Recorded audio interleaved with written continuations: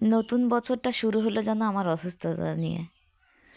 তো আমার এত পরিমাণ জ্বর ঠান্ডা কাশি কোনো রকম সারছেই না, আর কোনো খাবারই আমি খেতে পারছি না। তো হ্যালো বন্ধুরা, আসসালামু আলাইকুম। চলে আসলাম নতুন আর একটা ভিডিও নিয়ে। তো এত কিছু ভর্তা করছি, এত 3-4 রকম আইটেম করে রান্না করছি, তো কোনো কিছুই আমি খেতে পারছি না। তো আজকে একটু কলা ভর্তা আলু ভর্তা করে দেখবো যে খেতে পারে কিনা। তো মানে কলাটা লাল লাল দেখাচ্ছে, যার কারণে মানে আমরা রান্না হয়ে গেছিলো, তো প্রেশার কুকারে দিয়ে সিদ্ধ করেছিলাম আলু আর কলাটা একসঙ্গে, তো যার কারণে লাল লাল দেখাচ্ছে। তো এরপরে আবার দুপুরে রান্না বাড়া করব। তো আজকে কী কী রান্না বাড়া করবো, সারাদিন কী করব সেগুলো আপনাদের সঙ্গে শেয়ার করব। তো এখানে ডাল ছক্কা করা হয়েছে, আর ডালটা এত সুন্দর যে ডালটা মানে 2টা সিজ দেওয়ার সঙ্গে সঙ্গে ডালটা একদম মানে ঘুটে গিয়েছে, মানে পুরোপুরি সিদ্ধ হয়ে গেছে, পাতলা ডালের মতন সিদ্ধ হয়ে গিয়েছে।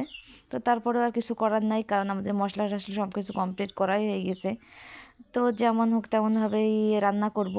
তো এদিকে আজকে এত পরিমাণ কুয়াশা আর ঠান্ডা পড়ছে, মানে আমার হাঁস মুরগি কোনো কিছু আমি ছাড়িনি। মানে হাঁস কয়টা কেবলই ছাড়লাম, আর মুরগি কয়টা তো এখনও ছাড়াই হয়নি। তো ভাবছি একটু একটু রোদ বের হয়েছে, তো এখন একটু ছাড়বো। তারপরেও মানে রোদ বের হয়েছে, তারপরেও কুয়াশা কুয়াশা রয়েছে। তো হাঁসগুলো দেখেন গোসল করে ওরা ওখানে ছিল, তা আমি ওদেরকে বের করে দিলাম, দেওয়ার পরে মুরগিগুলো খেতে দেবো।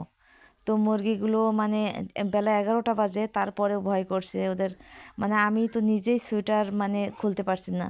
তো ওদেরকে ছাড়তে কেমন একটা লাগছে, তো তারপরে ওদেরকে ছাড়লাম, ছড়ে সব খাবার খেতে দিলাম। তো আজকে ভাবছি যে বেড়ার ওই সাইডে তো নেট দেওয়া আছে, এই সাইডে একটু ফাঁকা আছে, তো এই সাইডটাও নেট দিয়ে ঘিরে ফেলবো। নাইলে মানে রান্না করতে গিয়ে খুবই অসুবিধা করছে হাঁস মুরগিগুলো, তো যার কারণে ওইখানে বেড়া দিয়ে ঘিরে ফেললে পারে আর মানে জ্বালাতন হবে না। তো এ করতে করতে মানে দুপুরগারে আজকে ডাল ছক্কা হবে চবর দিয়ে, আর ছিম ভাজা হবে, ফুলকপি ভাজা হবে, আর একটু আলু ভর্তা করব আমার জন্য, মানে আমি কোনো খাবারই খেতে পারছি না। কালকে একটু আলু ভর্তা করেছিলাম, সেই আলু ভর্তা দিয়ে একটু খাবার খেতে পেরেছিলাম। তো আজকেও একটু আলু ভর্তা করব, খেয়ে মানে আলু ভর্তাটা দিয়েই মনে হচ্ছে আমি একটু খেতে পারছি। তো এরপরে আমাদের গাছের কুল পাড়া হয়। তো আলহামদুলিল্লাহ এবার কুল অল্প হয়েছে, কিন্তু এত মোটা মোটা হয়েছে, খুবই সুন্দর হয়েছে কুলগুলো, মানে দেখলেই মন ভরে যাচ্ছে। তো কুলগুলো লামিয়া মানে সব গোছাচ্ছিল, আর কুলগুলো খুব সুন্দর পেকেছে।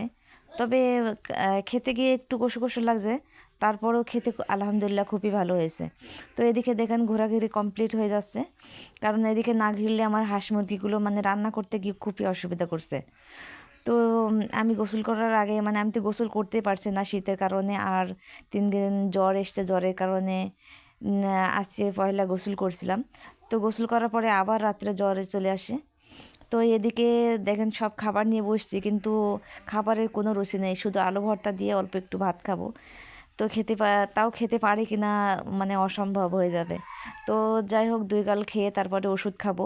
তো ওই বিকালবেলা আবার একটু মানে ওই কুলগুলো ভর্তা করা হয়নি, কুলগুলো একটু ভর্তা করা হবে। আর আমার কাশির জন্য তো কুলগুলো মানে আমি কুল খেতেই পারছি না। তো সবাই ভালো থাকবেন, সুস্থ থাকবেন, আর আমার চ্যানেলের মানে আমার ভিডিওটা দেখবেন। আর যদি আপনারা ফেসবুকে দেখেন তাহলে ফেসবুকে গিয়ে একটু ফলো করবেন। সবাই ভালো থাকবেন, সুস্থ থাকবেন। আসসালামু আলাইকুম।